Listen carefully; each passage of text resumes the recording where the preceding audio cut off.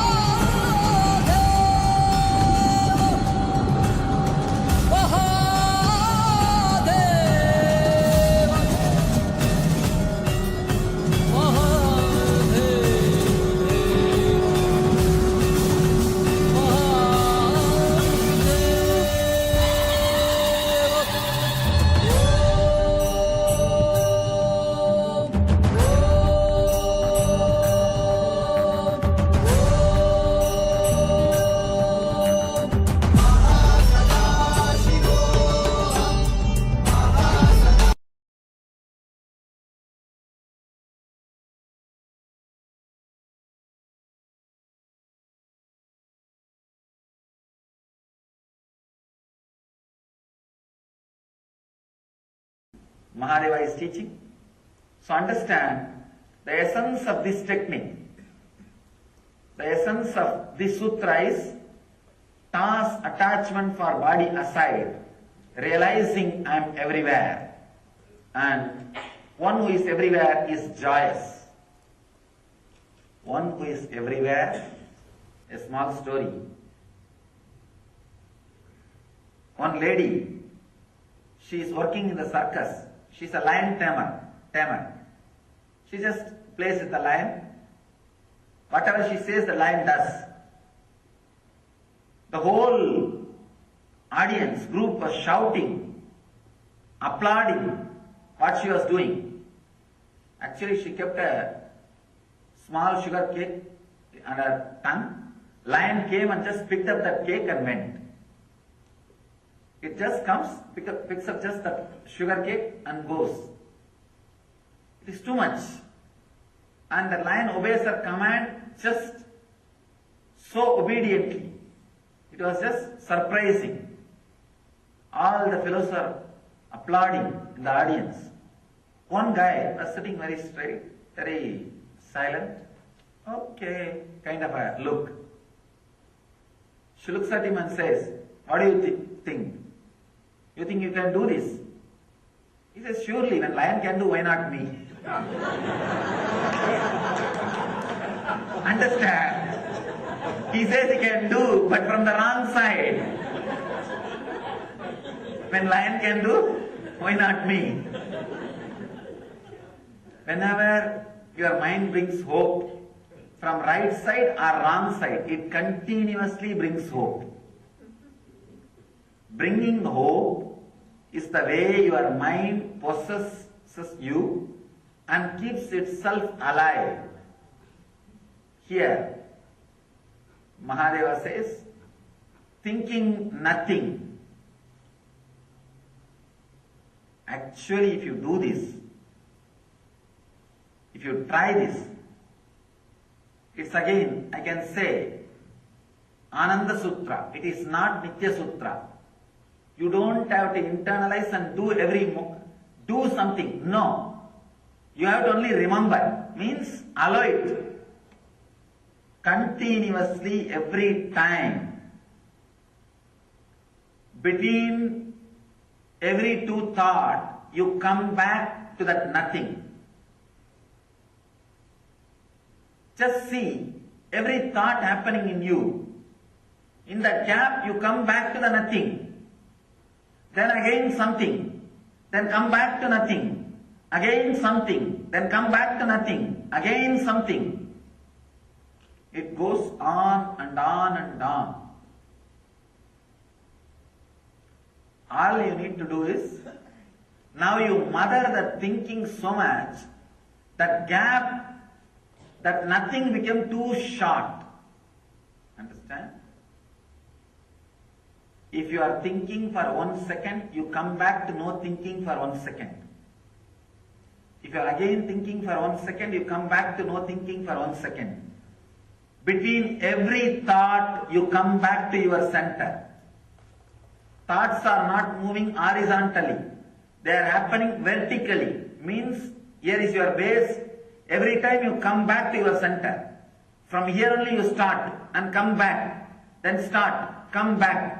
Means, every time you come back to nothing. Come back to nothing. Understand? Be very clear. Between every thinking, you are coming back to nothing. This clarity is enough. Now you will start giving importance to that nothing.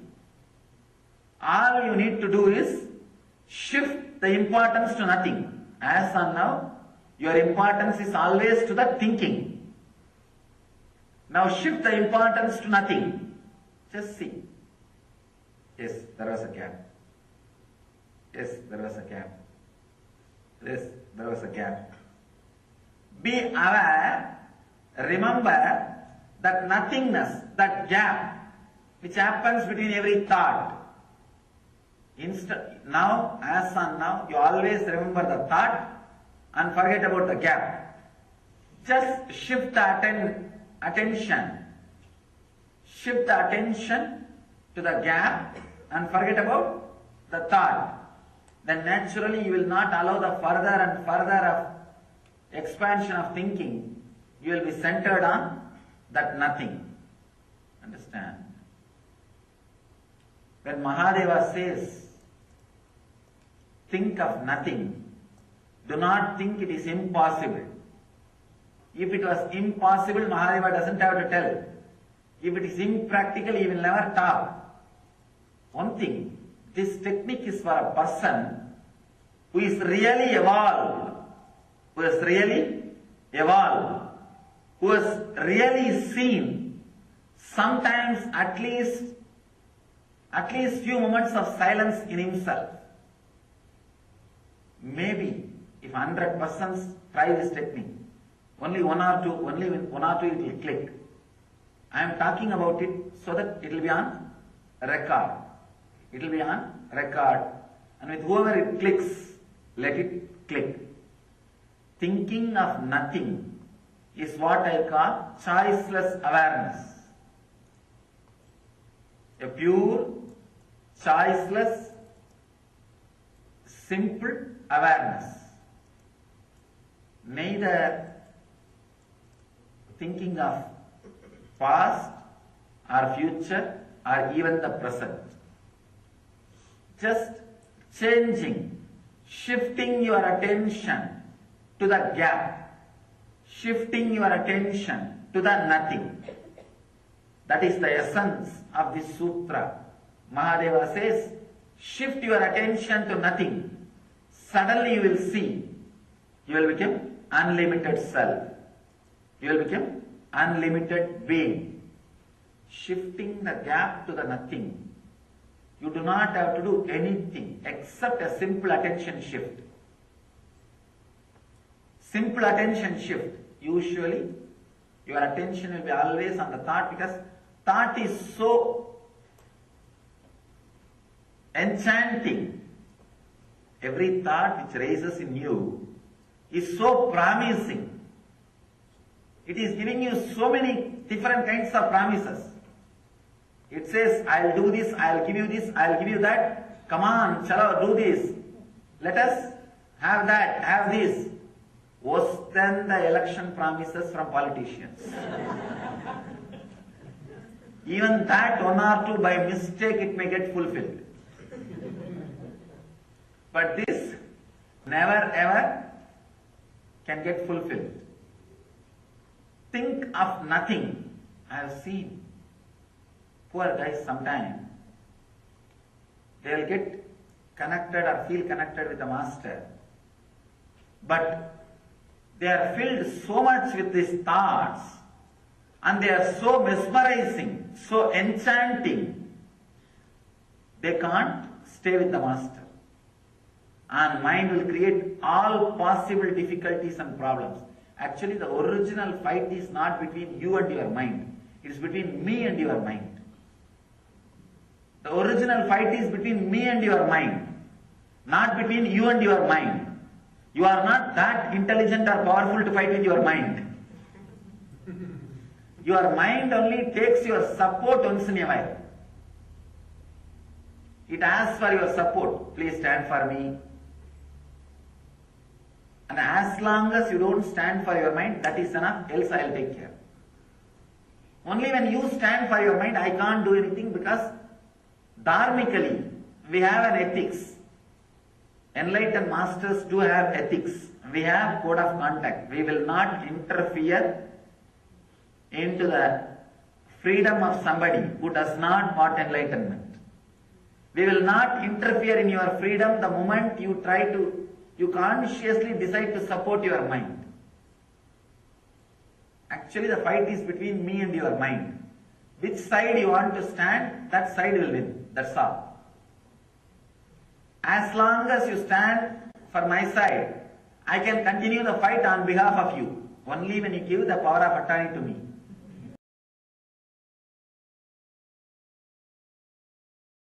Be very clear. Sometime in the hurry, you don't know what you are doing. And that is what you claim as courage. When the hormonal pressure is little more than your intelligence or logic, you do something which you claim as courage. That's all.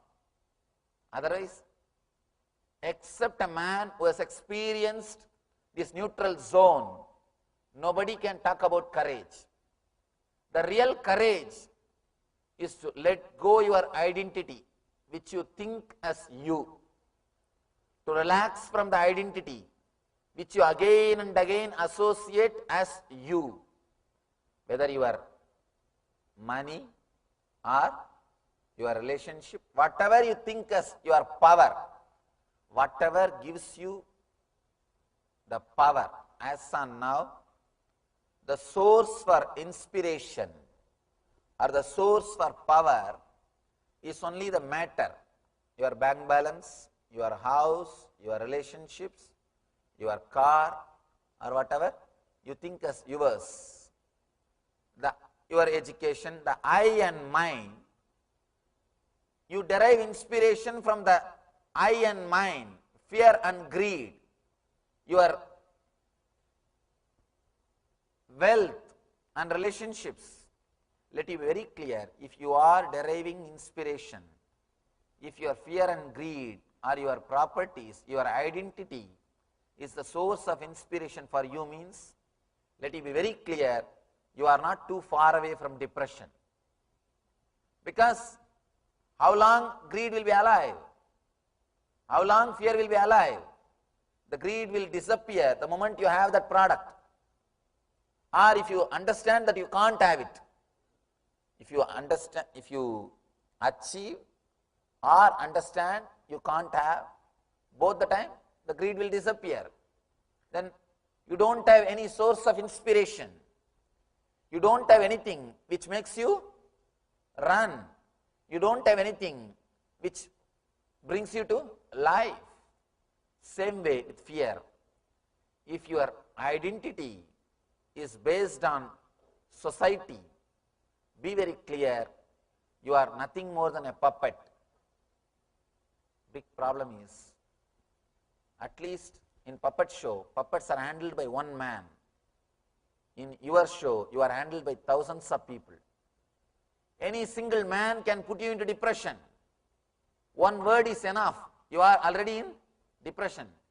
If somebody asks, are you mad? You shout and prove you are mad. Somebody asks, are you mad? You shout and prove that, yes, I am. I always tell people, if you don't open your mouth, people may suspect you are a fool. If you open, you will confirm it. And if your identity is based on the outer world, you will not feel comfortable in that neutral zone. Person who feels comfortable in the neutral zone will be constantly rejuvenated. That is what I call eternal bliss. Constantly you will be energized. Understand? It's like every moment you are sent to a high plane. Every moment you are high. I just wanted to name this lecture. Get high on air. Get high on prana. Every moment, if you start feeling comfortable with the neutral zone, every moment you get high on prana. Prana means the life source, the life force, the energy or the consciousness which is the base for your existence. Let it be very clear, the word prana does not mean air. In Sanskrit, the prana has got deeper meaning. It is not simply air, it's like air. Air is a product delivered from the outer world. Prana is the energy which you receive from the product. Prana is the energy. It's like a lorry is coming into your house and delivering some parcel and going away. The lorry is air and the parcel is prana. What is directly useful or what is directly the energy, base of your consciousness is what only is called as prana. If you can be comfortable in that neutral zone, be very clear, again and again you will be infused with energy because that is the energy zone. That neutral zone is what I call Shiva consciousness, eternal consciousness, bliss space, Anandagandha, or whatever, Samadhi, Satori, whatever names you call, God, the neutral zone only is given different names. If you can be comfortable in that neutral zone, every moment, again and again, you will be rejuvenated, flooded with energy. In this lower neutral zone, when the incoming takes outgoing turn, you are flooded with energy. When the outgoing takes the turn of incoming, you are flooded with intelligence. Please understand, as I was saying yesterday, incoming is life, outgoing is death. Incoming breath is life, outgoing breath is death.